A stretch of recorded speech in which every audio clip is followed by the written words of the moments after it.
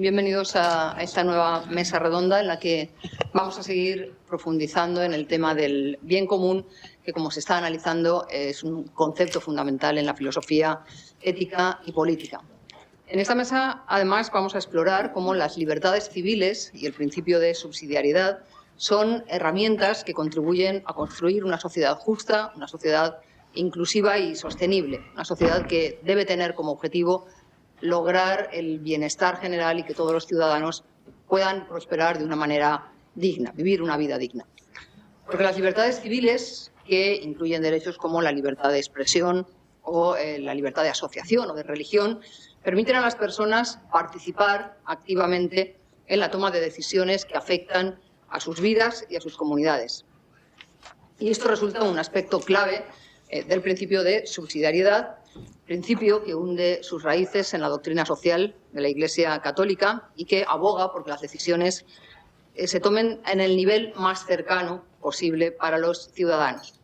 Juntos, estos principios, con ayuda, por supuesto, no se nombrará directamente, pero es evidente que tiene que estar presente el principio de solidaridad como conjunto de condiciones para que cada persona, cada grupo pueda desarrollar todos sus derechos y libertades y lograr su perfección. Decía que estos principios juntos pretenden garantizar que los recursos y las oportunidades se distribuyan de la manera más justa y equitativa posible. Bien, para desarrollar estos temas tenemos a tres ponentes del máximo nivel. Voy a ir presentándonos conforme vayan interviniendo. En primer lugar, les presento a Julio Borges Yuñez, a mi derecha, que es abogado, licenciado por la Universidad Católica Andrés Bello, con estudios de máster en Filosofía Política y Social en el Boston College, así como en Políticas Públicas y Estudios de América Latina en la Universidad de Oxford. Además, es doctor en Filosofía Política por la Universidad de Santo Tomás. Fundó el partido político Movimiento Primero Justicia, fue diputado en la Asamblea Nacional de Venezuela por el Estado de Miranda en 3 legislaturas y fue presidente del Parlamento venezolano entre 2017 y 2018. Actualmente está en España, está exiliado por la persecución del régimen de Nicolás Maduro. Pues, Julio, cuando quieras, por favor.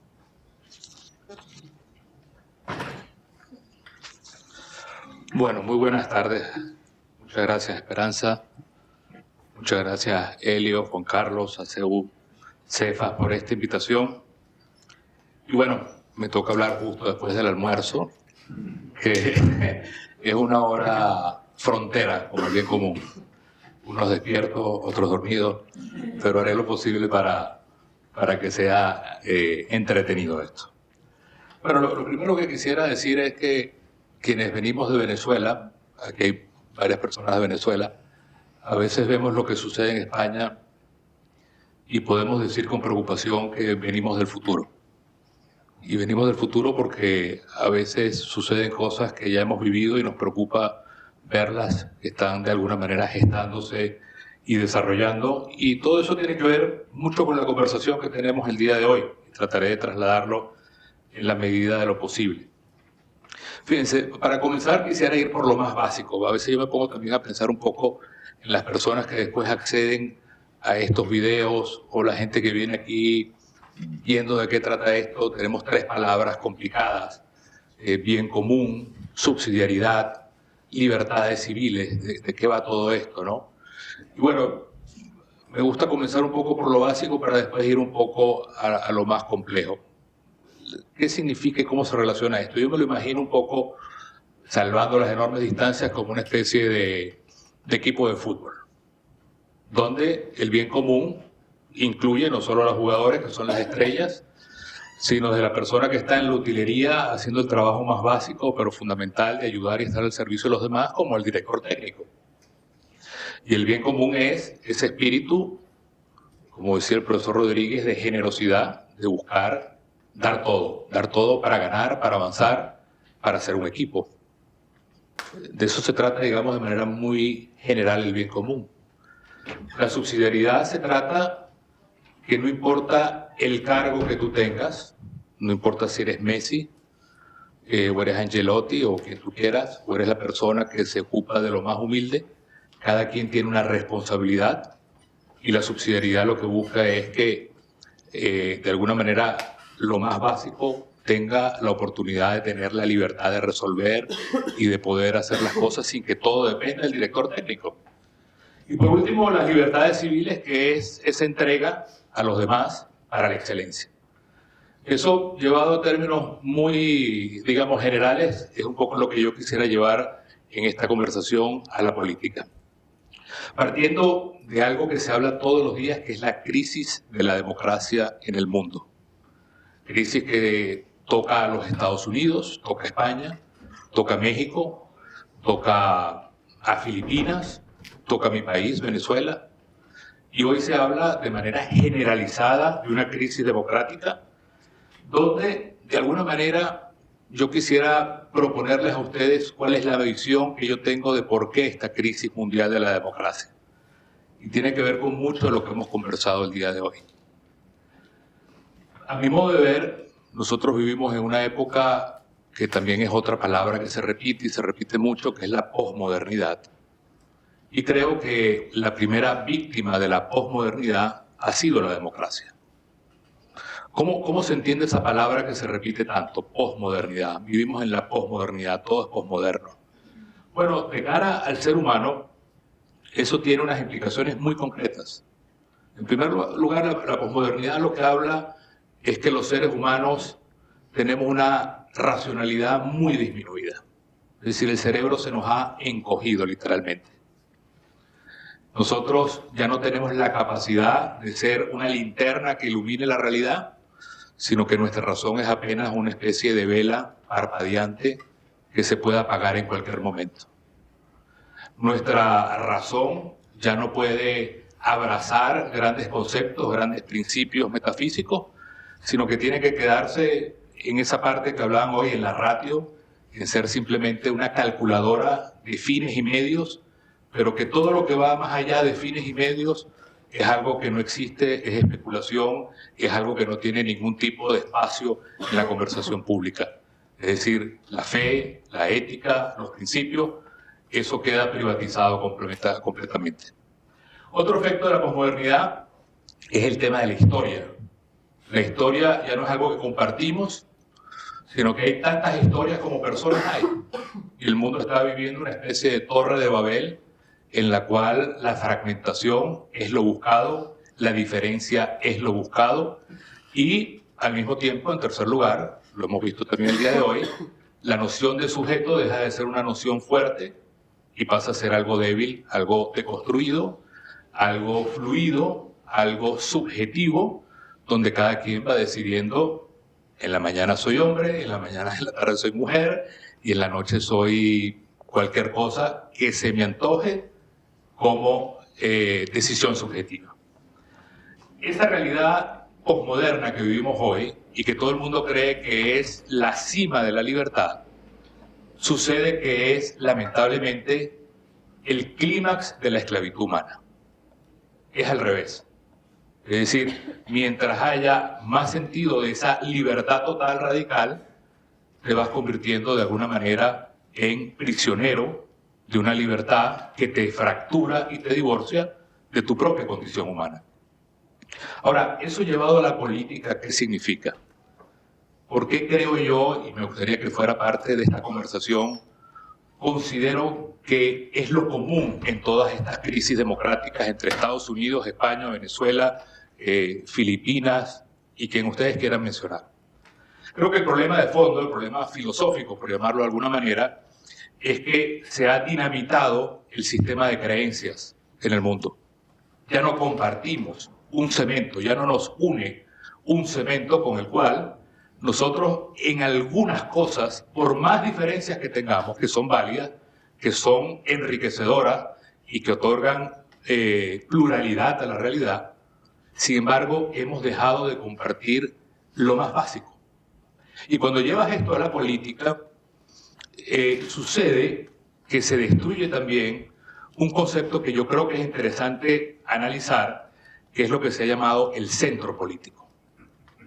Es decir, en ningún país, o en estos países donde vivimos severas crisis democráticas, la noción de centro político no solo ha desaparecido, sino que se ha convertido en algo hasta ofensivo de alguna manera. Entonces, el reto para mí está en términos de democracia, subsidiariedad y libertades civiles, en que podamos pensar o no si realmente la necesidad de hacer una transición o una reconstrucción de ese espacio de centro político es precisamente la posibilidad de lograr darle una viabilidad a una democracia hoy que está fracturada en todas partes del mundo. Si eso es deseable o no. Si lo deseable es más bien que haya posiciones blanco o negro, o un tema importante para la discusión entre todos nosotros, ¿cómo definimos el centro? Porque también el problema es que el centro en la política se suele ver de manera ambigua. Es decir, el centro es la persona que tiene un pie en el agua caliente y un pie en el agua fría. El centro es el que trata de sacar un promedio entre A y B y está en la mitad del medio y no está en ningún lugar. El reto sería ver si es posible, sin estar en esa nada del centro que es gris, poder construir algunos valores que no importa las ideas que uno pueda tener, exista ese espacio de centro en el cual pueda haber un cemento de toda la sociedad. Allí es donde yo creo que el concepto de bien común y de subsidiariedad entran a jugar un papel fundamental. ¿Cómo logramos construir un sentido de equipo o de cooperación en todo un país, en todo un pueblo, en toda una nación, si no hay ese espacio común de valores? Allí yo reivindico la necesidad también de entender una democracia que tiene que pasar de ser una democracia meramente mecánica, de mayorías y minorías, a ser una democracia de contenidos, una democracia donde haya, como siempre lo abogó Ratzinger, unos valores prepolíticos que sean los que nutran esa convivencia en una sociedad. Eso es, creo yo, uno de los retos más importantes en este momento para poder lograr darle de nuevo contenido al tema del bien común. Con el tema de la subsidiariedad sucede lo mismo. Es decir, cómo lograr quitarnos esa especie de tara cultural absolutamente estatista que tenemos, donde se identifica bien común con Estado, y más bien entendemos que el Estado muchas veces es el enemigo del bien común, y que le toca más bien a la sociedad civil, que le toca más bien a la ciudadanía, le toca a las personas ser los protagonistas del bien común y no estar en la retaguardia de las relaciones políticas, sino ser más bien la vanguardia. Es decir, pasar de una sociedad donde el Estado y el mercado terminan colonizando a las personas a una sociedad donde más bien la construcción orgánica de tejido social, de sociedad civil, de reivindicación de la familia, de la persona, sea lo que le otorgue la fuerza, la energía, la pluralidad, el debate y la identidad a una nación, y que no sea algo que se combine de manera contraria en un Estado que solamente te considera súbdito o en un mercado que te considera solamente un mero consumidor. De eso se trata uno de los vuelcos que tenemos que hacer también para entender cómo darle espacio, primero al bien común, como lo hablamos antes, y luego al tema de la subsidiariedad.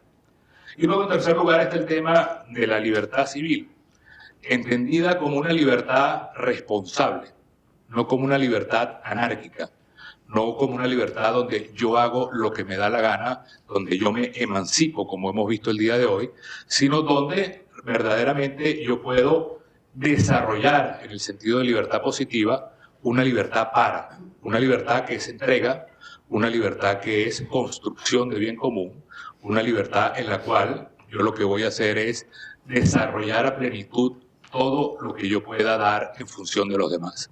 Eso, a mi modo de ver, es un poco lo que resume los grandes retos que tiene la crisis democrática el día de hoy y lo que tiene y también comporta la posibilidad de ver en la subsidiariedad y en la construcción de ese centro político el camino de ver si se puede superar la democracia.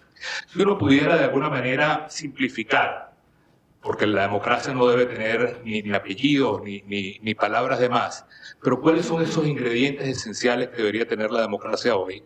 A mi modo de ver son fundamentalmente el tema de la subsidiariedad, el tema de poder tener valores prepolíticos y la posibilidad cierta de tener al mismo tiempo una noción de derechos humanos y de centro político fundamental. Hay una metáfora que lo describe muy bien, que es pensar en un árbol. Los valores prepolíticos corresponden a las raíces de ese árbol. Son las que nutren el árbol, son las que están allí para sostenerlo. Luego está el tronco, que debería ser lo que esa sociedad comparte. Allí están pactos sociales grandes, como la Constitución, por ejemplo, o algunos valores sobre los cuales no son sometidos al debate público en la conversación pública: la libertad de conciencia, el respeto a la vida, la dignidad humana. Y luego están finalmente las ramas, donde está lo opinable, donde está el debate, donde está verdaderamente la posibilidad de pensar diferente, pero siempre entendiendo que hay unos valores que en común sostienen ese árbol y sobre los cuales no puede haber de ninguna manera negociación. De verdad que eso es un poco lo que nosotros pensamos, y a quienes sufrimos y venimos de movimientos y de experiencias totalitarias y dictatoriales, vemos como con urgencia cómo la construcción de ese totalitarismo al final termina destruyendo tanto esa noción de bien común como esa noción de libertades civiles y, por supuesto, de subsidiariedad. El reto está en darle contenido y darle sentido a esa reconstrucción de la palabra democracia. Y ya para finalizar quisiera hacerlo en homenaje a Enrique García Maínez, haciendo la cita de Chesterton, que a mí me parece que sintetiza muy bien esto que quiero expresar. Chesterton decía una cosa muy simple: los hombres, poco a poco, se irán dando cuenta que la democracia no tiene sentido si nada tiene sentido, y que nada tiene sentido si el universo no posee un centro de significación y una autoridad que es autora de nuestros derechos. Ese es precisamente nuestro desafío: cómo lograr pasar de la democracia mecánica, de mayorías y minorías, a una democracia de contenidos, donde la democracia no sea vacía, sino que sea el espejo de unos valores, de un significado que le da sentido pleno a la vida entera. Muchas gracias.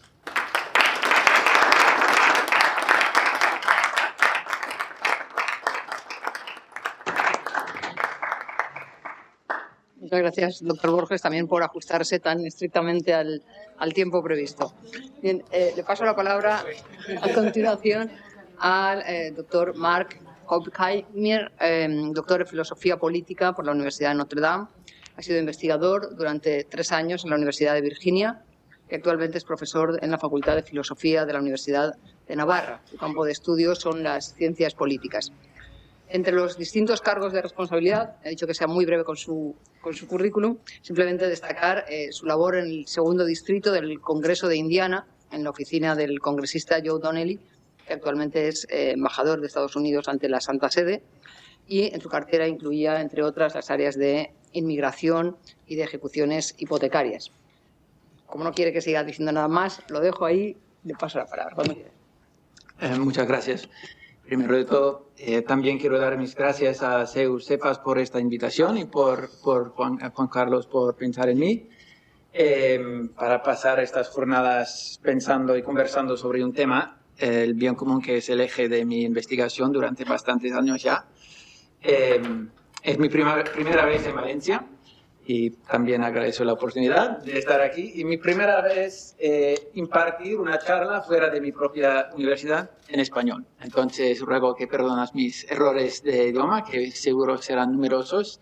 Igual se han burlado de vosotros por su inglés, podéis hacerlo en reverso a mí con el castellano ahora. Bueno, voy a empezar con una pequeña historia. Imaginemos una sociedad floreciente que ocupa esta bonita península como España en su perfección. Si fuera todo perfecto en España, vamos a llamar a esta sociedad como, no España, sino Iberia. Vamos a llamar, en Iberia todo va a tope. Vemos en Iberia el bien común en consecución. Claro que sí, si no vemos en Iberia, ¿dónde vamos a verlo? Pero podemos también preguntar, ¿cuántos bienes comunes vemos en Iberia? Porque un aspecto de Iberia es que es un Estado subsidiario, vamos a ponerlo por hecho. Entonces eso significa que el Estado de Liberia no se ocupa de todo, sino que familias y empresas y colegios tienen espacio para hacer sus propios proyectos, su propia vida interna, tienen apoyo apropiado del Estado y apoyan unos entre otros, ¿sí? Entonces, podemos también decir que en Iberia no solo florece Iberia, sino también florecen las familias, los colegios, etc. Que esas pequeñas comunidades que componen la sociedad, que tienen una cierta autonomía, una libertad, independencia del Estado y de otras autoridades ajenas a estas comunidades. Entonces vemos independencia entre las pequeñas, pero también hay algo seguro en Iberia que les une. Los miembros de una familia, de una empresa, no se sienten simplemente desconectados unos de otros, sienten que hay algo que les une. Es ser parte de Iberia, es un sistema legal, es una historia compartida, es un sistema monetario, es costumbres, es valores, es un sentimiento de patriotismo, como dijo Francisco. Entonces hay algo que les une. Bueno, entonces vamos a dos aspectos aquí de una sociedad floreciente y quiero comentar estos dos aspectos en esta charla. Entonces, quiero corregir dos errores típicos en nuestra manera de pensar la subsidiariedad y también el bien común. El primer, en corrigiendo esto, quiero proponer una lección alternativa de estos que llamo pluralismo aristotélico. El pluralismo aristotélico. Y los dos errores tienen que ver con estas dos palabras. El primer error tiene que ver con el pluralismo. El error es la idea que solo hay un bien común en Iberia. Y la afirmación que quiero defender es que no, en Iberia vemos muchos bienes comunes, no es solo uno. Y no debemos hablar de el bien común, sino de muchos bienes comunes. Entonces necesitamos afirmar un pluralismo de bienes comunes. El segundo error tiene que ver con la famosa afirmación de Aristóteles que el hombre es un zoon político. Y aquí el error es que en Iberia o en cualquier otra sociedad floreciente, la tarea de lo político es solamente apoyar o ayudar a las demás comunidades a alcanzar sus propias metas, su propio florecimiento. Y justo ha citado más o menos esta idea esperanza. Yo creo que es un error pensar en este término. Es despolizante y tampoco es realista. Entonces, lo que debemos afirmar es que un papel de lo político es ayudar a constituir, a definir estas pequeñas comunidades. Entonces, lo político no solamente les apoya, sino entra en su propia vida interior. Eso puede ser una invasión terrible, pero también es algo inevitable. Entonces, la respuesta al abuso no es evitarlo, sino mejorarlo. Entonces, con estos dos afirmaciones, creo que llegamos nos aproximamos a una lección mejor del bien común. Por el pluralismo, que muchos bienes comunes que hemos de afirmar, no solo uno, pero un pluralismo aristotélico que afirma el papel de lo político en nuestras vidas propias, que no podemos solo pensarlo como si fuera ayuda o apoyo. Primero de todo, entonces, hacia el pluralismo. Solemos hablar de el bien común. Eso es la frase que usamos. Eso es un poco una herencia del latín, pero en latín, bonum comune, no existe articles, el y una, etc. Entonces, cuando se habla en latín, no se dicen el bien común o una bien común, porque no existen estas palabras. Pero nosotros, en idiomas modernos, decimos el bien común.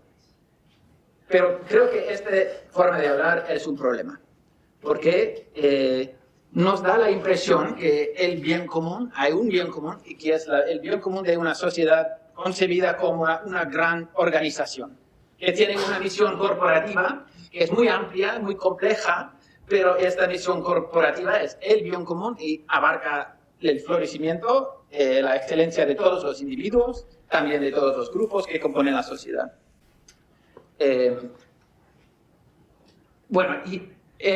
Hay varias razones por qué creo que este es un error de hablar de el bien común. Debemos hablar en vez de esto de si podemos decir el bien común de X, el bien común de España, el bien común de algo, pero no el bien común en sí. ¿Cuál es el problema con este concepto?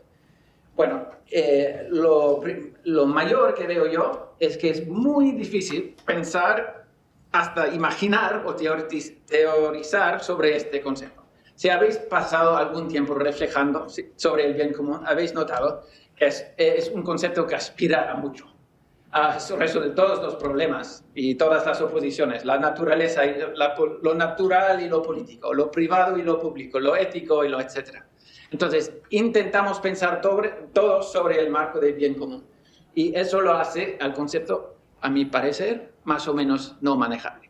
Entonces, es simplemente demasiado. Entonces, nunca quedamos con una idea clara de lo que es el bien común, pero simplemente, bueno, si solo si fuera Tomás de Aquino, Aristóteles entendería toda esta estructura. Yo creo que hemos de aspirar un poco menos con nuestro lenguaje. Entonces, no hablar de el bien común, porque a mi parecer, la idea de que solo hay uno refleja un malentendido. Un malentendido en qué significa la palabra bien común.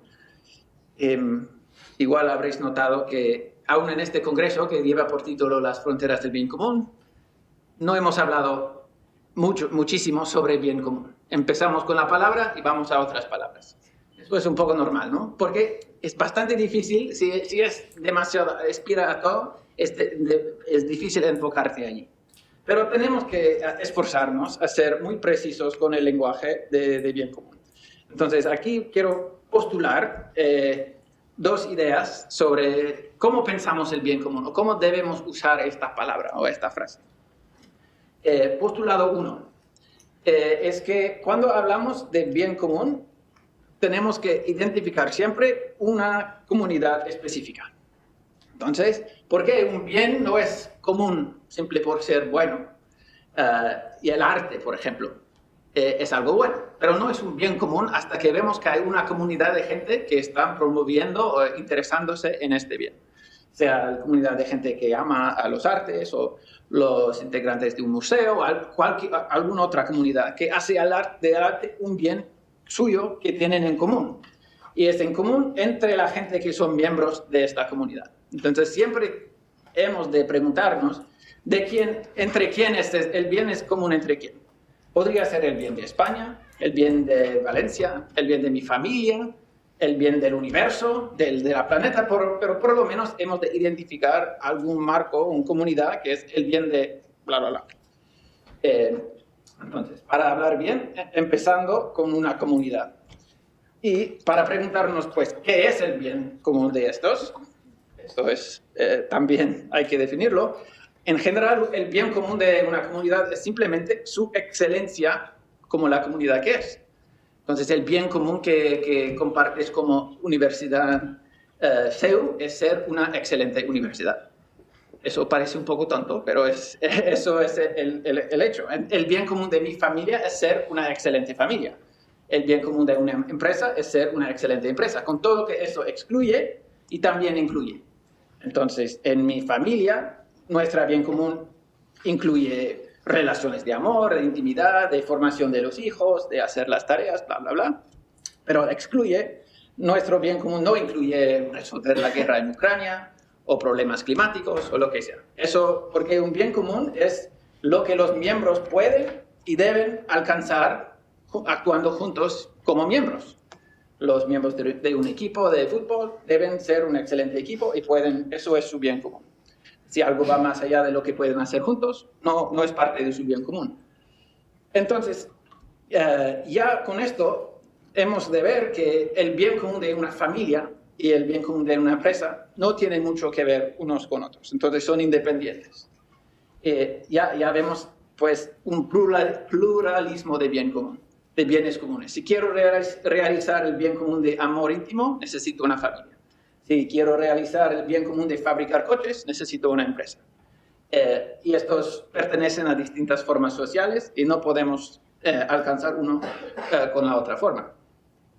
Pero bueno, tradicionalmente dicho, un papel de lo político es integrar los varios bienes comunes de una sociedad en un bien común mayor. Pues, claro, yo estoy de acuerdo con eso. Entonces, podríamos decir, bueno, como padre de una familia no comparte tu bien como jefe de una empresa, pero como ciudadanos todos compartimos el bien común. En cierto aspecto es verdad, pero recuerda que para identificar un bien común hemos de preguntar qué pueden los miembros de una comunidad alcanzar por actuando juntos. Y si nos preguntamos esto, también podemos ver que como ciudadano no comparto plenamente vuestro bien común si sois una empresa y yo soy un ciudadano, porque como ciudadano no puedo alcanzar el bien de fabricar coches o hacer otra cosa. Tampoco comparto el bien de ser una excelente familia. Hay algún solapamiento. Los ciudadanos tienen algo que ver con familias, pero hemos de decir que el bien común de una familia no es el bien de los ciudadanos. Entonces, por eso, un pluralismo. Vemos distintos bienes comunes que corresponden a distintas comunidades en Iberia o donde sea.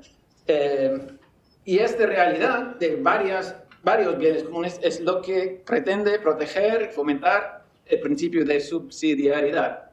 Si no vemos distintos bienes comunes, no necesitamos un principio de subsidiariedad. No es un principio de eficacia o eficiencia, es un principio de guardar cosas que son qualitatively distintos.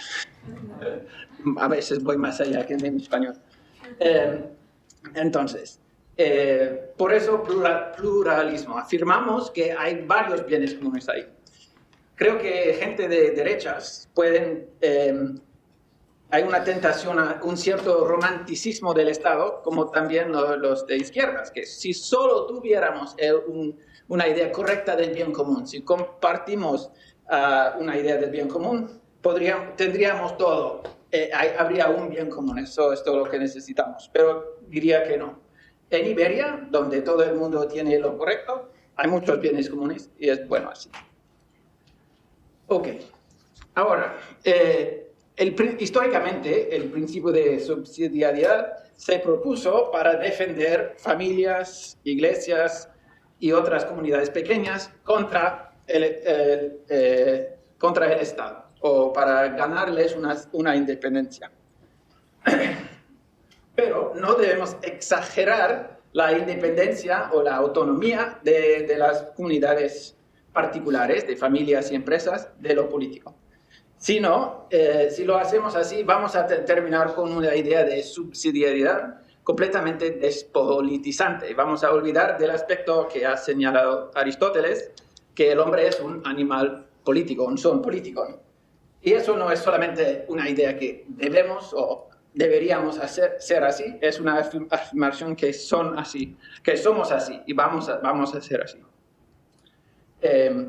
Bueno, entonces quiero hacer un pequeñito comentario sobre, he detectado la idea que, en la política postmoderna que sufrimos hoy, no hay ningún concepto de bien común. Bueno, concepto de bien común posiblemente, o la palabra hemos perdido posiblemente, pero yo diría que sí compartimos algo de un fin común. Si no, ¿cómo podría ser que todo en lo político va en una cierta dirección, de total emancipación, bla, bla, bla, bla? Eso no es un conjunto de decisiones individuos, es un proyecto en común, es un proyecto político. Igual es un proyecto terrible, pero es que ya seguimos siguiendo un proyecto compartido. Entonces, no podemos decir que sí estamos que compartimos con otros en el Estado algún proyecto en común, aunque sea mal. Entonces, podemos hablar del fin que compartimos con otros aún en el Estado moderno. Bueno, el segundo error que quise criticar tiene que ver con el papel de lo político. Bueno, lo que es el papel que debe hacer lo político, muchas cosas, y solo quiero enfocarme en uno, que tiene que ver con la relación entre lo político y las comunidades subsidiarias o debajo de lo político.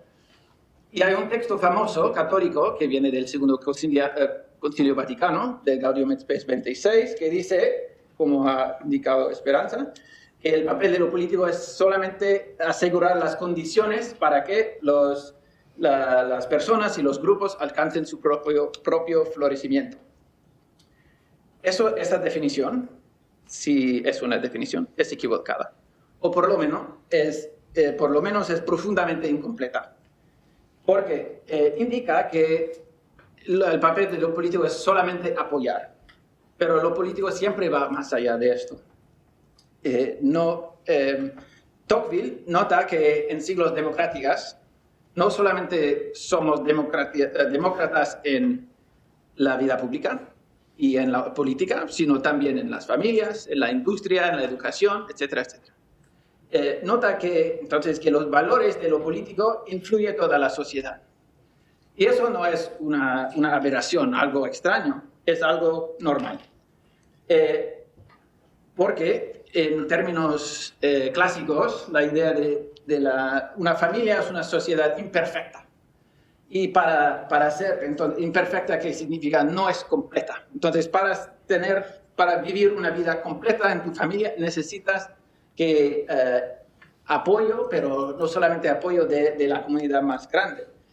Entonces, en mi familia no solo necesitamos, no sé, alguna beca del Estado, sino mis hijos necesitan horizontes más largas de la familia. Necesitamos valores de libertad o justicia que vienen más allá de nosotros. Entonces, necesitamos no solamente ayuda material, sino ayuda en constituirnos como familia. Somos imperfecta en este sentido, mientras en lo político es perfecta o completo.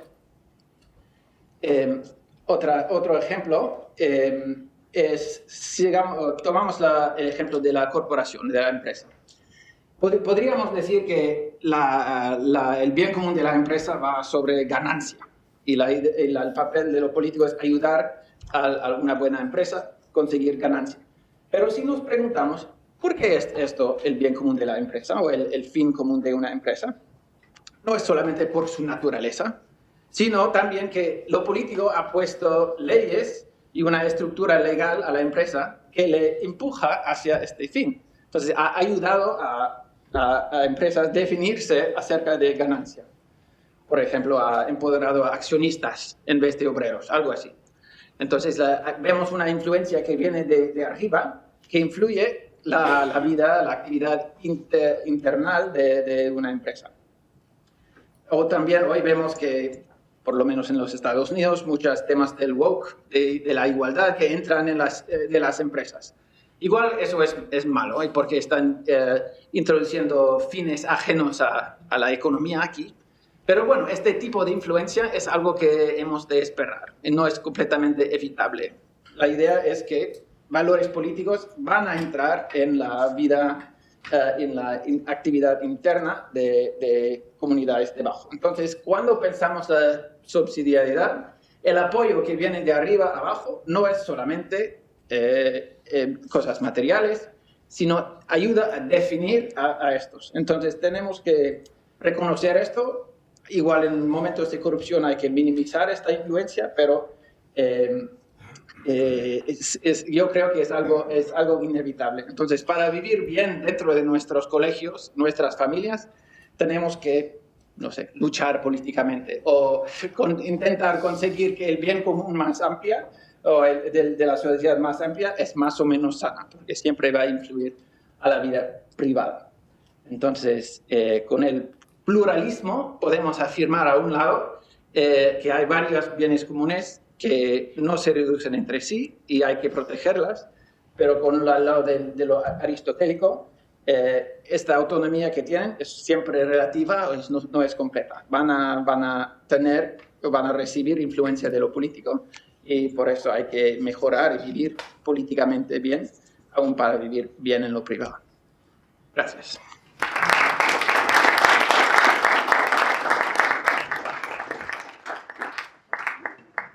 Muchas gracias, doctor Camier.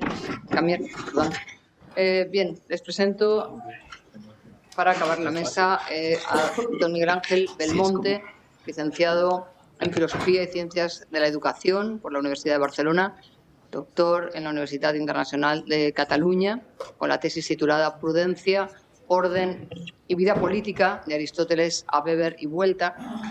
Entre sus ocupaciones anteriores destaca su labor docente en el Colegio San Miguel de Barcelona, en el Colegio Cardenal Spínola, también de Barcelona, donde también desempeñó algunos cargos de dirección. Y actualmente es profesor en la Universidad Hermana, la Universidad CEU Abat Oliba, donde desempeñó entre 2009 y 2018 el cargo de director del Departamento de Educación y Humanidades. Cuando quieras.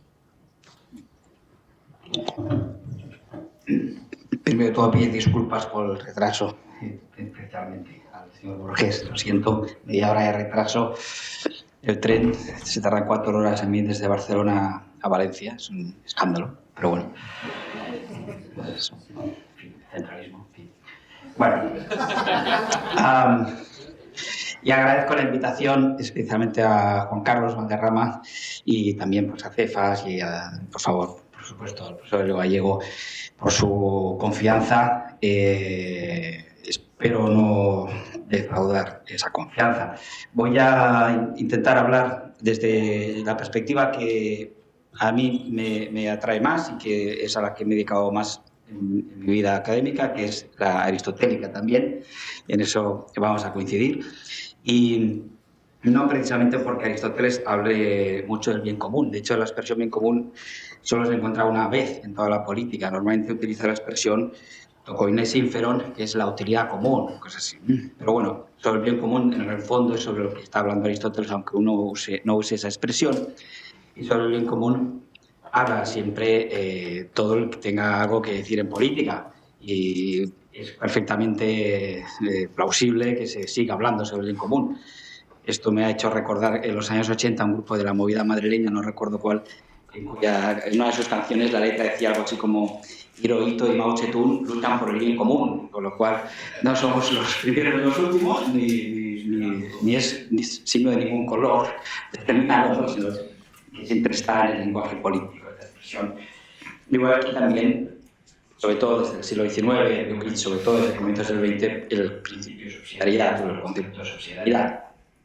Yo voy a intentar hacer una aproximación a estos conceptos de bien común y de subsidiariedad desde un punto de vista aristotélico y intentando ver cómo en Aristóteles se encuentra una cierta conexión de ambos, no explícita. En Aristóteles se puede decir que la vida política pivota sobre la noción de bien común, aunque la expresión goza de una larga tradición escolástica, ya ha llegado hasta nuestros días. Lo primero que hay que entender que en Aristóteles bien común, el término común o la idea de lo común, la idea de comunidad es muy relevante. Las comunidades en Aristóteles lo son pues, la familia, son un grupo de amigos, lo es también la polis, por supuesto, ¿no? En su máxima expresión la polis, ¿no? Hay una serie de elementos comunes. Una igualdad entre los miembros de una comunidad, tiene que haber una cierta igualdad. Entre los miembros de una comunidad tiene que haber unos ciertos intercambios también. Y en tercer lugar, en Aristóteles, en cualquier comunidad tiene que haber un cierto obrar común también, unas ciertas actividades comunes.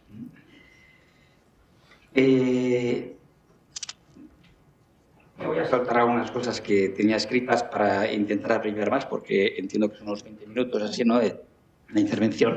Y en todo caso, por encima de muchos bienes que comparten los miembros de una misma comunidad, dice expresamente Aristóteles que el mayor de los bienes que se da en la ciudad es la amistad. La amistad es el mayor de los bienes. En cierto modo, la amistad es el fin de la vida política. Esa benevolencia recíproca, reconocida por ambos términos, esa amistad que tan bellamente describe Aristóteles en los libros 8º y 9º de la Ética a Nicómaco y que siguen siendo de plena actualidad, pues eso es, al fin y al cabo, el mayor de los bienes de la polis. Incluso en especialistas en indoeuropeo, como el famoso estudio de Benveniste sobre el término polis, sobre el término filos, ¿no?, pues hay una relación, ¿no?, etimológica también, ¿no?, entre filos y polis. De alguna manera, el conciudadano es el amigo por naturaleza política, por decirlo así, ¿no? La amistad perfecta y verdadera, claro, se da entre aquellos que poseen la virtud plenamente. Por eso también el mayor de los bienes comunes es que los ciudadanos vivan una vida virtuosa, una vida lo más perfecta posible. Perdón. Y lo importante no es meramente que los amigos y los ciudadanos compartan o tengan algo común, algo material en común, sino que compartan aquello que es más específicamente humano, que es la amistad en el orden de la palabra y del pensamiento. Por eso dice, literalmente, cito a Aristóteles, en la Ética Nicomaco, dice, en el intercambio de palabras y pensamientos, como lo que hacemos ahora en estos foros, ¿no? Intercambiar palabras y pensamientos. En eso radica específicamente la amistad en el orden humano, porque así podría definirse, dice, la convivencia humana, y no como la del ganado, por el hecho de pacer en el mismo lugar. Bien, por otra parte, el bien común es en Aristóteles el criterio clasificador de los regímenes políticos. Esto es un aspecto muy importante en lo que es la historia del pensamiento político. Aristóteles pone de relieve que a la hora de distinguir diferentes regímenes políticos, lo principal, aunque hay que tenerlo en cuenta, pero lo principal no es el número de gobernantes, es, digamos, la división que la sabiduría griega popular pues había transmitido y que se había recogido, por ejemplo, ya desde Heródoto, la división entre regímenes en que gobiernan uno o varios o muchos, ¿no? Esa división tripartita según el número de gobernantes va a atravesar casi toda la historia del pensamiento político, pero Aristóteles insiste en que ese aspecto no es el esencial, sino que el que más perfectamente permite distinguir unos regímenes de otros es el de si las leyes y las instituciones de esos regímenes apuntan o no a un bien común. Si apuntan solamente a un bien de una parte, entonces se desvían del fin natural los sistemas políticos. Por eso hay Aristóteles, famosa aquella clasificación que hace una entre varias, por ejemplo en el libro tercero de la política, capítulo 7, pues aquella distinción entre tres regímenes rectos que buscan el bien común, uno en que gobierna uno, que es el reino, uno en que gobiernan varios, que es la aristocracia, otro en que gobiernan muchos, que es la república o la politeia, ¿no? Que no tiene nombre, un régimen que no tiene nombre. Y de esos tres regímenes rectos, pues sus correspondientes desviaciones, en que se busca el bien solo particular del gobernante o del grupo que gobierna, la desviación del reino, que es la tiranía, la desviación de la aristocracia, que es la oligarquía, y la desviación de la politeia, que es la democracia. Es importante tener en cuenta que en Aristóteles la democracia es un régimen desviado, es un régimen que se aparta del bien común, que no tiene como finalidad el bien común. Sin embargo, también dentro de la democracia señala Aristóteles diversos subtipos. Y dado que es difícil encontrar una mayoría suficientemente virtuosa como para que se conforme una politeia, una república, en el sentido de que se busque el bien común, en la práctica, en la realidad nos encontramos con lo que es mucho más frecuente y más al alcance de la mano, es que se conformen regímenes en que gobiernen o bien unos pocos o bien muchos, pero en cualquier caso en vistas no del bien común, sino de un bien particular. En cualquier caso, dentro de los subtipos de democracia, el que menos se desvía es aquel en el que, de alguna manera, hay más elementos que equilibran la inclinación democrática. La inclinación democrática pues, quiere decir la inclinación a exaltar por encima de todo el valor de la libertad, entendida como en su extremo como libertinaje y, por tanto, como no sujeción a normas o a leyes, ¿no? De manera que las democracias menos desviadas serán aquellas en que se cumplan las leyes, y en que se cumplan las leyes bien establecidas y recibidas por una cierta tradición. Y en el caso de Atenas, pues por ejemplo, pues recibidos de la tradición de Solón, etc., ¿no? De manera que cuanto más en una democracia se dejan de cumplir las leyes y se gobierna a golpe de decreto, se gobierna a base de seguir los impulsos de la masa, entonces más la democracia se aleja del bien común y más se convierte en una democracia extrema con el peligro de la destrucción del propio régimen. Aquí hay una cuestión muy sagaz que dice Aristóteles, que es que a veces medidas democráticas destruyen las democracias igual que medidas oligárquicas destruyen las oligarquías. Parece una contradicción. Entonces, si queremos una democracia, vamos a consolidar una democracia, vamos a tomar medidas democráticas. Pero claro, si se piensa la democracia como un régimen desviado, cuanto más se hace democracia, una democracia, más se desvía y, por tanto, es como dice Aristóteles, es como una nariz. Si una nariz la tienes un poco desviada aún, pero si está muy desviada, al final ni siquiera es una nariz. Al final tienes la cara destrozada. Pues lo mismo pasa con la vida política. Y lo mismo pasa en la oligarquía. De manera que en la democracia en concreto, la soberanía de la ley es un freno al desorden intrínseco de la democracia o a la tendencia desviacionista, podríamos decir así, de la democracia. Y por eso en Aristóteles su juicio acerca de la democracia es cuidado sobre todo con legislar por decreto, cuidado con convertir la voluntad efímera de la multitud en criterio organizador de la vida política, porque entonces no tenemos una ley que nos proteja, entonces no hay nomos, entonces solo hay cismata, que es como llamaban los griegos a los decretos. Y lo tenía escrito por si el tren tardaba aún más, pero para que lo leyera alguien en mi lugar, pero como no voy a evitar leerlo, que es muy aburrido. Pero, la cuestión es que el bien común, el fin de la comunidad política, ese es el bien común, el fin de la comunidad política, evidentemente, hablamos en singular, pero hay muchos elementos que se integran en ese fin. O sea, lo uno y lo plural no se oponen dialécticamente en Aristóteles, sino que hay una analogía del ente, hay una analogía de lo uno y de lo plural.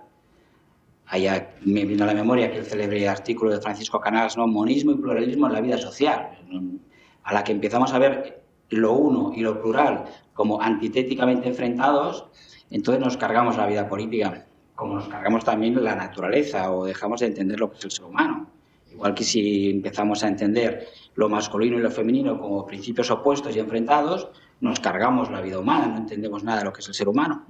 Pues también en la vida política, lo uno y lo plural, desde una perspectiva aristotélica, no hay que verlo como enfrentado, ¿no? Sino como expresión de la riqueza y de la variedad del mundo en que vivimos, ¿no? De lo que llamaría Aristóteles el mundo sublunar en el que vivimos, ¿no? El fin de la comunidad política, por tanto, son las buenas acciones, la eupraxia, ¿no? Y la eupraxia a veces en Aristóteles es sinónimo de eudaimonía, ¿no? Al fin y al cabo, pues igual que el fin del ser humano individualmente tomado es la felicidad, también el fin de la comunidad política es la felicidad. Lo que pasa es que es aún más hermoso y divino buscar el bien para la comunidad entera que para uno solo. Dice al comienzo de la Ética de Nicómaco Aristóteles, ¿no? Cuando presenta los cursos de ética, ¿no? Esta introducción metodológica que hace Aristóteles al comienzo de la Ética de Nicómaco, ¿no? Está muy bien buscar el bien de uno mismo, buscar la felicidad, buscar el fin en la vida del individuo, por supuesto, está muy bien, faltaría más. ¿Cómo no va a buscar cada uno su fin propio? Evidentemente, ¿no? Pero dice, es mucho más hermoso y divino buscar el fin de la comunidad entera, el fin de la comunidad política, porque es la tarea del legislador y del político es una tarea divina y es una tarea hermosa para Aristóteles. Y eso no por ingenuidad, no es que Aristóteles sea un ingenuo, que no lee el periódico, que no ve las noticias, no es que Aristóteles sea un ingenuo. Aristóteles, evidentemente, tiene muchos conocimientos empíricos de la política de su época y recopiló pues, más de 150 constituciones de diferentes lugares, ¿no?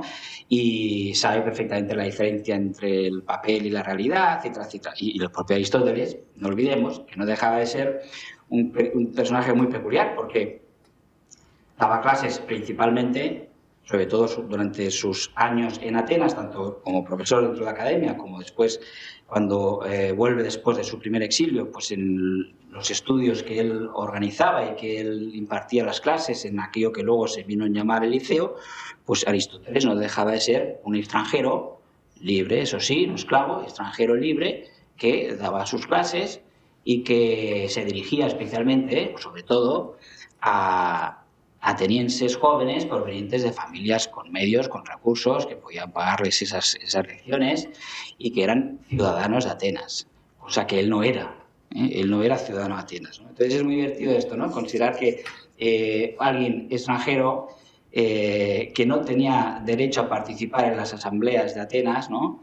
Les hable a los ciudadanos atenienses de lo que es la vida política y de que estamos llamados a vivir en política. Pero es que, claro, el ciudadano, el polités, en Aristóteles y los griegos, era el que participa de la vida política, y Aristóteles no lo era, ¿no? Entonces, esto es una paradoja interesante, ¿no? A reflexionar sobre ella, ¿no? Que el hombre es un animal naturalmente político, sí, pero el que lo dijo no era ciudadano, ¿eh? Y de hecho ni siquiera es seguro que fuera ciudadano de esta gira, puesto que a los 17 años se fue de allí sin haber cumplido el servicio militar y por tanto no había adquirido los derechos de ciudadanía en esta gira. Si los adquirió después no se sabe, porque tampoco se sabe si pasó mucho por esta gira o no. Bueno, eso es otra cosa que ahora no...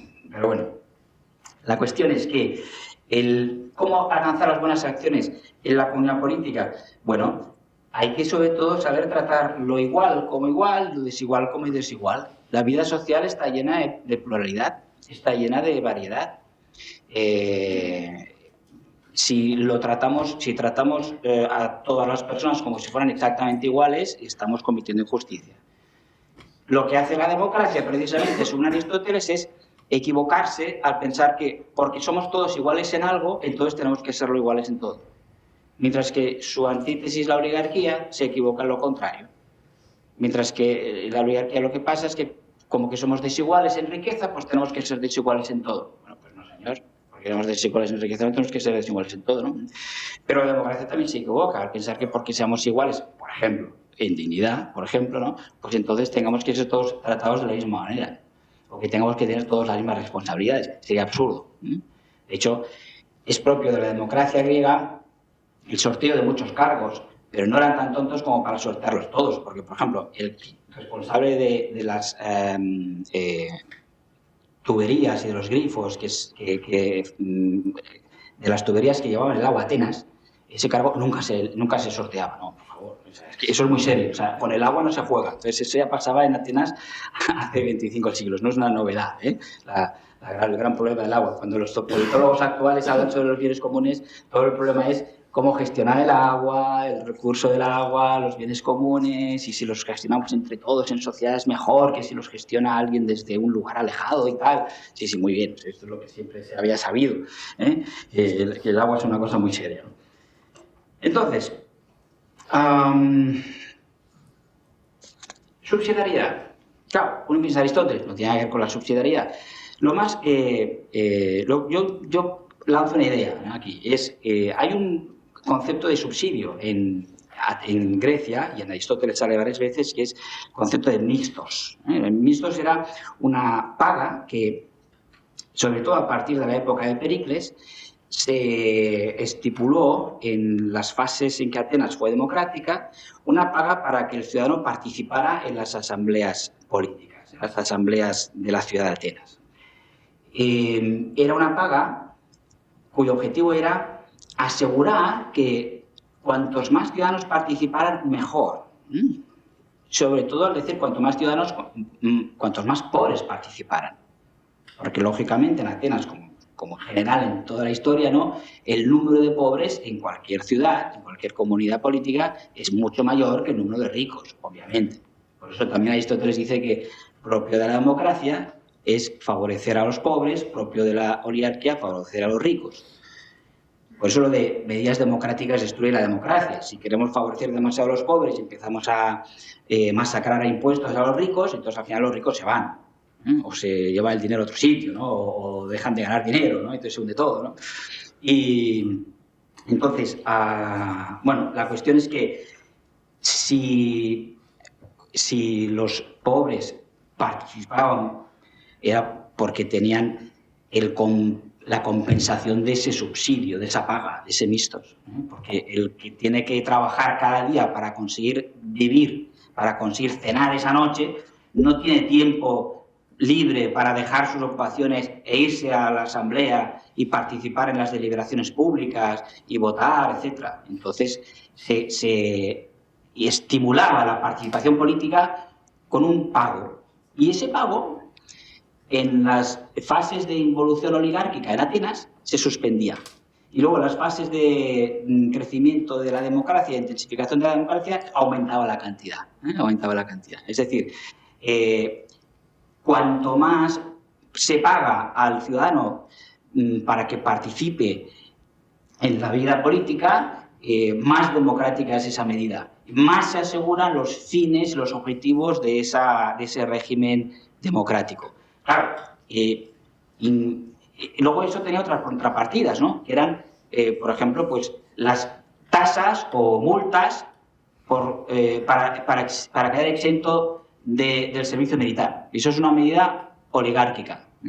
Los oligárquicas, pues digamos, si pagas una tasa, no tienes que ir al servicio militar. Si esa tasa es alta, entonces todos los pueblos tienen que ir al servicio militar, por lo cual tampoco pueden ir a participar en la asamblea.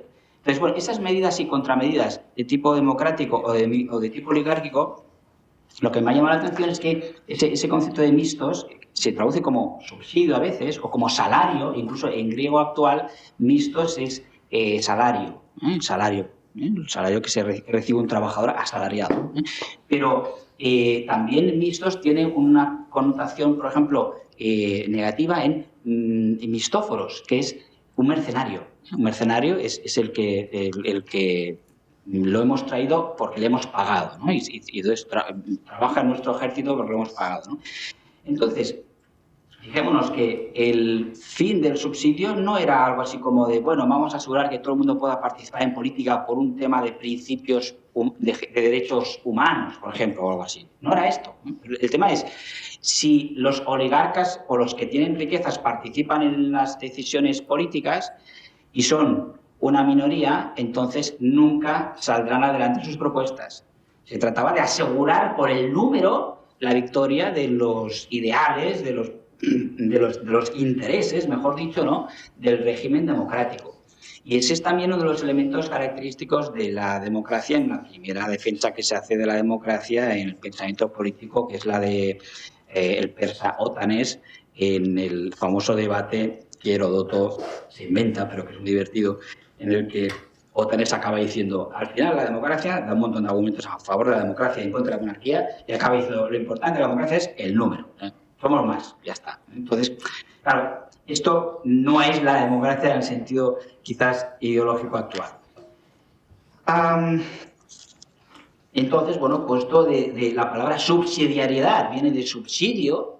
Entonces, uno equivocadamente podría pensar, bueno, pues qué bien, esto del mixtos de la época de Aristóteles, el mixtos democrático, que Aristóteles no lo trata como benévolamente, precisamente, ¿no?, sino que lo ve como un rasgo de las democracias extremas, cuanto más mixtos hay, cuanto más se eleva esa paga y, digamos, más se radicaliza la democracia y más eso va también junto con el que los gobernantes gobiernan por decreto y se suspenden las leyes. Que también Heródoto dice, Ótanes defendiendo la democracia, dice, y criticando la monarquía, Ótanes para criticar la monarquía absoluta dice, lo peor del monarca absoluto es que deroga las costumbres ancestrales. Lo peor que hace el tirano, que mata, viola, etc. Pero sobre todo, destruye las costumbres ancestrales. Dice Ótanes defendiendo la democracia, ahí criticando la monarquía. Entonces, claro, lo que yo planteo es, aunque mixto significa subsidio, y subsidiariedad viene de subsidio, pero la subsidiariedad como principio social y político está justo en las antípodas del concepto democrático griego de subsidio o de mixtos. Porque la subsidiariedad precisamente no consiste en sustituir la acción de otra persona o de un grupo, ¿no?, sino que la subsidiariedad consiste en aportar extraordinariamente la energía necesaria para que ese individuo o ese grupo, a partir de entonces y lo antes posible, puedan actuar por su cuenta, puedan actuar libremente, autónomamente. Y por tanto retirar ese apoyo desde el momento que sea posible. Mientras que en la historia del mixtos vemos que es justo al contrario. Voy a ir acabando. Saltamos a Hegel.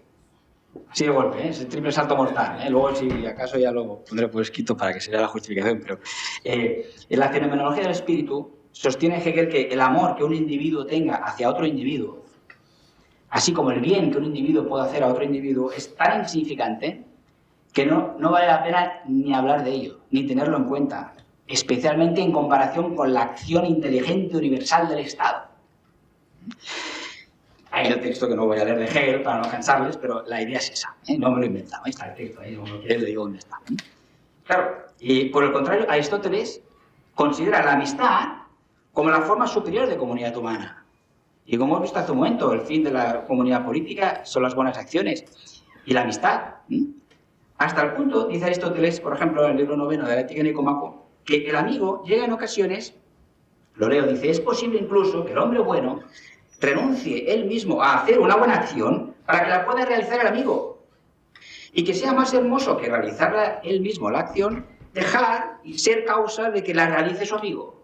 Claro, entonces, un Estado moderno, totalitario, que lo abarca todo, que sustituye la acción de los particulares, que sustituye la acción de los grupos, ¿no? Que en nombre de un muy malentendido principio de subsidiariedad interviene, ¿no?, para resolver todos los problemas. En el fondo no deja actuar, ahoga, como diría también Tocqueville, ¿no? Pues que deja sin capacidad de acción, sin capacidad para decir, sin capacidad para pensar, ¿no? Ese estado que ahoga es un estado que puede ser muy hegeliano. Es un estado que puede ser muy perfecto, y el que todo salga perfecto, ¿no? Y sin embargo es todo lo contrario de del ideal de política y de ser humano clásico aristotélico. Acabo con una cita sobre el sentido del principio de subsidiariedad, en que se engarza esta cuestión política con lo metafísico, se puede decir, ¿no? Dice Francisco Canals, la afirmación metafísica de la radical heterogeneidad entre los individuos humanos, dotados de dignidad personal, y todas las cosas del universo inerte y viviente, no hace sino expresar algo que se ofrece obviamente a la comprensión de todo hombre. Esta experiencia de la pluralidad se presenta como misterio digno de admiración precisamente en este reconocimiento de la multitud de seres personales en la simultaneidad de lo contemporáneo y en la sucesión de las generaciones humanas. Porque Dios, al comunicar el bien a sus criaturas, ha querido incluso el ser ellas mismas también difusoras de bien. Ha comunicado a toda sustancia una propia efectividad y la ha hecho principio de sus operaciones congruentes a su naturaleza. Y con estas palabras también.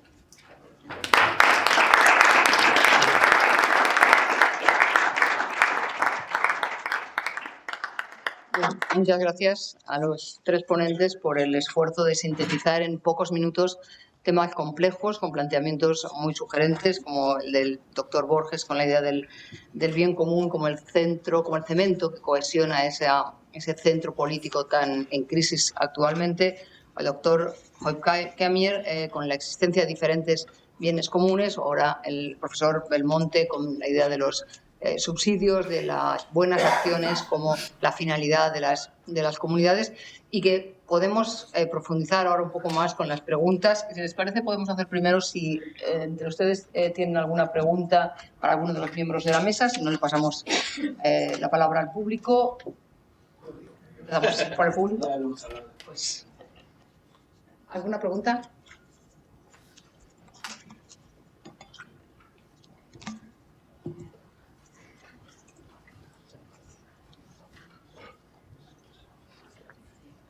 Bueno, la pregunta es para el doctor Borges, y es que antes has estado hablando, a ver si lo he entendido bien, eso también es importante, ¿no?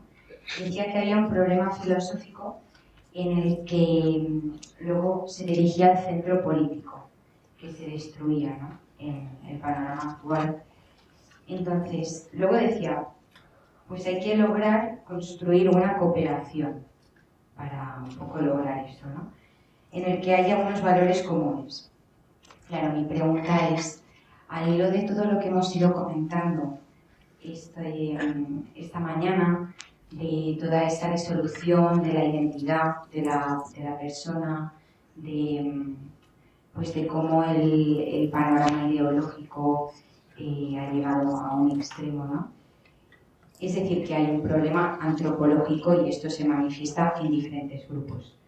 Pues, claro, yo decía, a la hora de pensar en una cooperación, uno observa que están estos grupos que dejan de lado por completo pues esa ley natural, ¿no? Entonces, ¿hay cabida dentro de esta cooperación para ellos o merecen la censura? Es decir, ¿estaría bien dejarlos fuera porque no entienden cuáles son los verdaderos valores o no? ¿O hay que intentar meterlos dentro de esta cooperación a pesar de que uno sepa que siguen firmes en su ideología? No sé si se me está entendiendo. Esa es la pregunta. Gracias. No, muchas gracias. Y bueno, lo explicas mejor que yo, la verdad. Fíjate. No, yo pienso, en función de lo que tú has dicho, lo siguiente, en términos muy esquemáticos. Nuestra época, llamada posmoderna, a mi modo de ver, tiene una característica muy clara, que es que se dinamitaron las visiones compartidas. Es decir, hay una fragmentación total. Cada quien es una persona, un átomo, una historia, una narrativa, y no hay un cemento social. Llevado a la política, la crisis democrática, a mi modo de ver, es también que se dinamitó el centro político. Y ese centro político es una de las discusiones, yo creo que más interesantes que hay que dar. ¿Qué es el centro político a futuro? No es un promedio, no es geométrico, sino que tiene que tener unos valores que para mí tienen que ver con esos valores prepolíticos que hablaba antes. Entonces, si entiendo bien tu pregunta, la democracia ha dejado de ser un lugar de encuentro y se ha convertido en un campo de batalla. Es decir, el ideal democrático del siglo XX, por llamar que hasta el siglo XX la mayoría de los países no tenían democracia en el mundo, el sueño era llegar a democracia para construir visiones compartidas, entendiendo que la política era el único lugar donde se podía soñar juntos. Eso desapareció. Hoy la política es más bien el campo de batalla para imponer visiones parciales de grupo, como vimos esta mañana con el tema del victimismo, por ejemplo. Entonces, ese para mí es la gran tragedia sobre la cual nosotros tenemos que replantear el tema democrático. Ahora, con el tema de la cooperación, ¿cómo se come eso, digamos, de manera concreta? En entender, cosa que hoy no existe, que mi éxito, mi realización depende también de tu éxito y de tu realización. Hoy, eso que parece tan simple es al revés. La gente quiere triunfar, realizarse, salir adelante en contra de los demás, a pesar de los demás. Y por eso ya no hay relaciones cooperativas, ni hay redes, ni hay tejido social, porque eso se destruyó. Y es parte de la destrucción fragmentada en la cual ya no compartimos posiciones, sino que somos casi amigos, enemigos en nuestra interacción social. Ahí yo creo que está un poco el núcleo de la crisis que atraviesa la democracia en el mundo actual.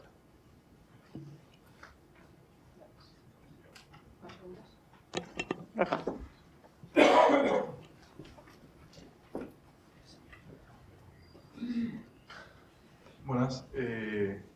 Yo tenía dos preguntas para usted y una observación que no sé, que a lo mejor lo he entendido mal, pero en todo caso lo planteo. Las dos observaciones son que a lo largo de estas ponencias han planteado como esta falta, la idea que usted ha planteado muy elocuentemente, se ha repetido en varias ocasiones, ¿no? La necesidad de plantear estos como metavalores o fundamentos que sirvan como cimiento al discurso o al debate.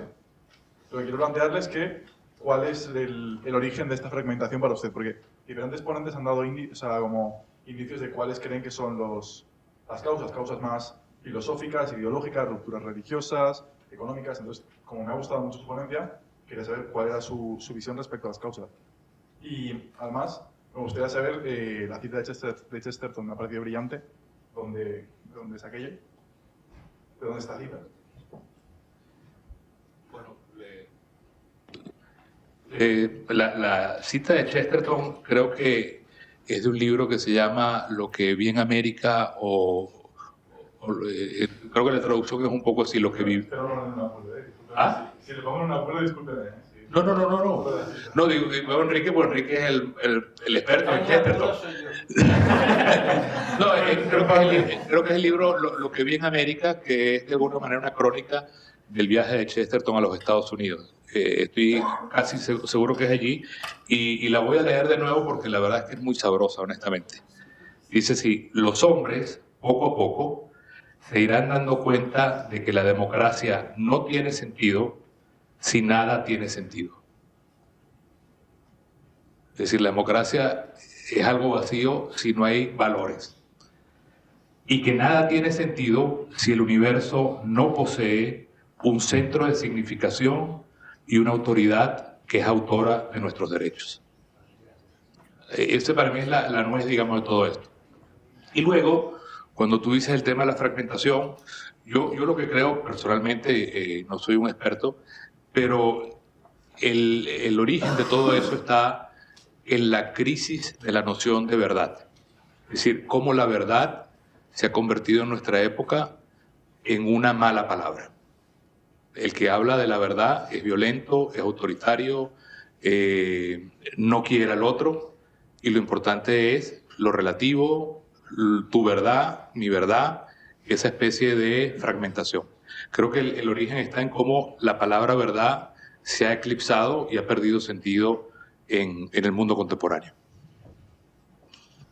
Si tengo tiempo, podría, que ya lo quise comentar, el anterior ponente que provenía de la Universidad de Navarra ya planteaba una especie de, no sabría cómo denominarlo, pero como que el hilo conductor de estas ponencias, por lo que me ha parecido a mí, es la peligrosidad del particularismo y de esta fragmentación y de este identitarismo.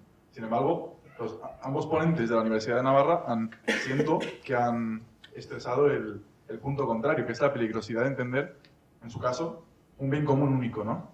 Y veo, por tanto, que su posición está bastante en oposición con el resto de advertencias que plantean los restantes profesores. Que son muy progres. No, yo no he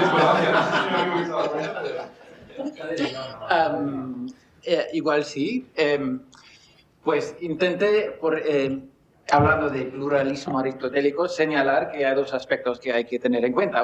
Hay un peligro de pensarlo todo como si todo fuera el Estado, entonces por eso hay que afirmar esta particularidad. Bueno, pero también hay que señalar que no tenemos que dar por hecho que una comunidad se constituye o nosotros yo y Alfredo señalamos el peligro de poner todo en común o no poner suficiente en común. ¿Cuál era lo que comparaste conmigo y Alfredo? Que poner excesivamente en común, ¿no? Poner en común único, me parecía que expresabais el punto de que podía llegar a ser peligroso, que es justamente lo que estaba señalando como virtuoso el resto de ponentes. Tal vez lo entendí yo mal, ¿eh? Bueno, yo pienso que si estamos hablando de subsidiariedad es porque es un límite de cuánto podemos poner en común. Ponemos muchas cosas en común, pero en distintas comunidades. Mi familia nunca va a ser una cosa común tuya, o con alguien que no es miembro de mi familia. Entonces, si hay un peligro de poner demasiadas cosas en común, o común al nivel del Estado, a algún nivel político. Porque ponemos bienes o fines que ponemos en común, en algunas comunidades se realizan bien y en otras no. Entonces, sí hay una tensión entre, hemos de tener algo en común para tener una sociedad. Pero si intentamos ponerlo todo en común, como a nivel, no hay una sola lógica que puede criar a niños, fabricar coches y defender a la patria. Entonces necesitamos muchas distintas relaciones y para mí cada uno integra un bien común particular y solo necesitamos subsidiariedad si hay esta tela de bienes comunes distintas. Si solo hablamos de una gran organización, subsidiariedad no tiene para mí mucho sentido. La capacidad del bien común no sería justamente esa capacidad de, más allá de las particularidades, ver el orden un poco armonioso, ¿no? Porque si no, la metáfora que ponía en la anterior ponencia, que tenía que ver con un barco remando, ¿no? Cada uno tiene su función en el barco, pero hay un rumbo en común. El ver el bien común es un poco, teniendo en cuenta y respetando las particularidades, el llevarnos en una misma dirección. Sí, es claro, es cierto que en cuanto tenemos un bien, necesitamos tener un bien común para mantenernos como sociedad, pero es como si mi familia no es enteramente navegantes, sailors, navegantes en el barco. tenemos un aspecto de esto porque somos ordenados en parte a lo político, pero pensar que mi felicidad o nuestra felicidad es servir a lo político, eso sería una tontería. Sería porque es algo que nosotros compartimos, necesitamos ayuda de lo político y somos parcialmente ordenados a esto, pero la idea de pluralismo es que tenemos algo que solo compartimos nosotros, que mi familia es un fin en sí. Para usar las palabras de él, es una forma de amistad que nadie más puede compartir. Yo comparto contigo o puedo compartir contigo otras cosas en común como ciudadanos. Y eso es bueno. Incluso algún tipo de apoyo para mi familia o tu familia. Pero decir que entonces tenemos varios tipos de amistad y es bueno compartirlos. Pero pensar que si llegamos en alguna especie de totalitarismo o un romanticismo del bien común, pensar que podemos poner todo en común con todos los ciudadanos, porque es simplemente imposible. Para un cristiano, por ejemplo, algo que no se puede poner al nivel político es la salvación, porque viene de una otra comunidad, pertenece a una comunidad completamente distinta, y si ponemos la salvación, intentamos ponerlo dentro del marco de político y llegamos a no sé cuál monstruo. Pero distintos bienes comunes corresponden a distintas comunidades y si intentamos ponerlo todo en común, es un desastre, o sería un desastre. Esparta o Rusia soviética, algo así, pero eso, si queremos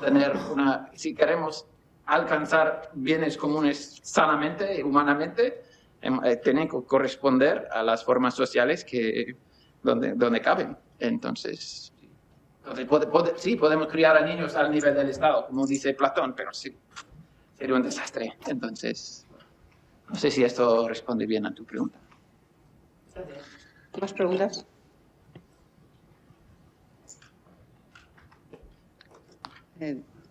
Adelante. Me gustaría saber la visión que tiene Aristóteles de la democracia, hasta qué punto la hace suya Santo Tomás. Gracias por la pregunta. Si no me hubiera sentido un poco mal, ¿no? No hay ninguna pregunta más. Pero... Mi compañero Javier Barrecuda me ha dicho... Bueno, en el de Reino, Santo Tomás claramente tiene una visión bastante negativa de la democracia, muy en la línea de Aristóteles, ¿no?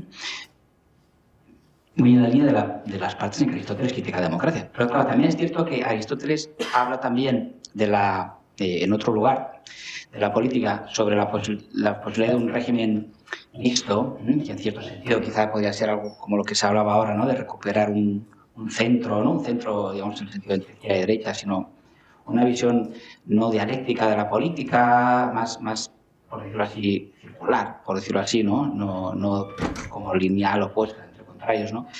Y en esa concepción que hace Aristóteles habla de la importancia de que el elemento medio de la ciudad adquiera más preponderancia, de que ni los muy pobres ni los muy ricos tengan un peso excesivo, sino que se dé un peso mayor a aquello que equilibra más, que pone más sensatez, etcétera, que es difícil porque la sensatez está a menudo al alcance de muy pocos, ¿no? Y es difícil. Dice Aristóteles de la democracia, en general estaría muy bien, lo malo es que la masa esté envilecida, ese es el problema, pero en general el criterio común de la gente, pues normalmente tenemos que confiar en él, y Aristóteles lo hace, Entonces, Santo Tomás también en la Suma Teológica, en la primera secundaria, en la cuestión 105 o algo por ahí, artículo 3 o algo así, dice Santo Tomás que cuando se pregunta en el Tratado del Eje, se pregunta sobre si Dios dio al pueblo judío una constitución política adecuada, y dice que sí.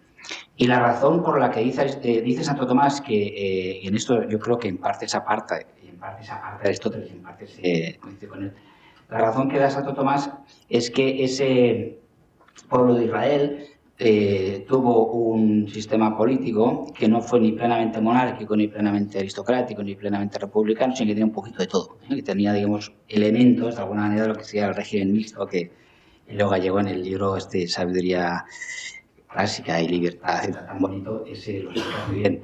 Por eso Santo Tomás, en este sentido, también es bastante aristotélico en el sentido de un pluralismo aristotélico, en el sentido que Aristóteles no solo critica la democracia, sino que también en ocasiones habla de la posibilidad de un régimen que tenga elementos democráticos y que los elementos democráticos en el sentido de que hay una participación multitudinaria de la gente corriente, eso puede ser un mecanismo de cohesión y de pacificación y de estabilidad en el régimen, etc. Y eso, de alguna manera, está también en Santo Tomás, pero no solo ellos dos, sino que forma parte de esa tradición del pensamiento político. Y ya digo, recomiendo el libro de Don Elio Gallego, en que se estudia el régimen mixto, es una maravilla. Nada más.